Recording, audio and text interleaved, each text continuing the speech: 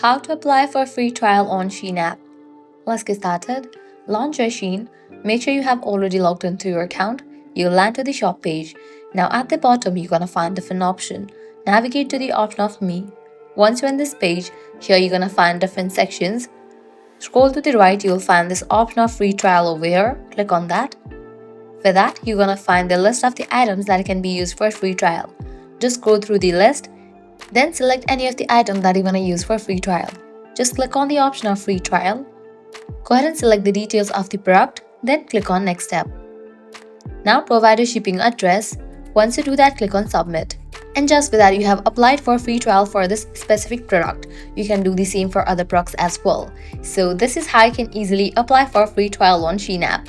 If this guide was helpful, do not forget to like, share and subscribe to our channel. Thanks for watching.